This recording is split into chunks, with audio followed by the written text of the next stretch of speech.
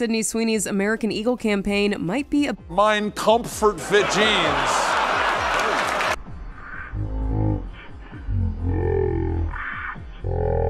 Místo toho, aby jsi udělala nějaký research, proč se snažíš hrát na nějakou vysoce intelektuální ženu, když jsi úplně vyjebaná, úplně debilní a ještě úplně trapná. a děláš, jak o tom víš. Nevíš! Nevíš, ty nemůžeš přechytračit někoho, kde je chytřejší než ty kundo! A děláš, jak o tom víš. Nevíš! Nevíš, ty nemůžeš přechytračit někoho, kde je chytřejší než ty kundo! Ale tohle a začala fungovat. Vždycky začnu vztekat na těch storíčkách a začnu nadávat.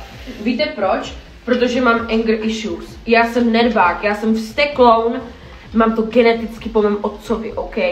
Já jsem už v 7 letech křičela zpátky na rodiče, prostě někdo by řekl, že jsem nevychovaná, já možná mám jenom prostě anger issues a prostě mě fakt trápí hněv, OK? Jenny, já tě miluju jen do ní! A já jsem úplně, že that's weird. No.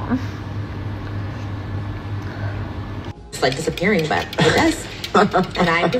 How was it last night? You guys streamed. My sister. Oh yeah, we Jimmy. played Fortnite. It was wild. Did you win? Vec, ktorá sa stala vlastne včera, jednalo sa o tú akciu slovenskej, českej a ukrajinskej polície, kedy teda mali zadržať človeka zodpovedného za bombové hrozby na školách. Tak ako to hodnotíte? Najmä preto, vidíte, ešte na mňa húkajú policajti. Si pro nás jedou. Ako to hodnotíte, to komunike, ktoré nastalo či už z tej slovenskej alebo českej strany?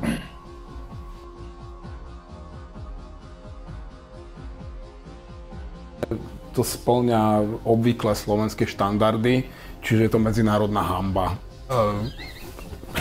Ako vždy. To je hezky, že to říká on, takže to nemusím říkat já, takovýhle věci. Čakal niekto niečo iné. Tá vláda pracuje s tým, čo má k dispozícii a to je adekvátne kvalitám tej vlády, čiže vieme, v akom stave je policajný zbor, jeho komunikačné oddelenie je rádovo v horšom stave ako bežný výkon policajnej práce. Tieto dni sú normálne tak plné, že ani neviem jak.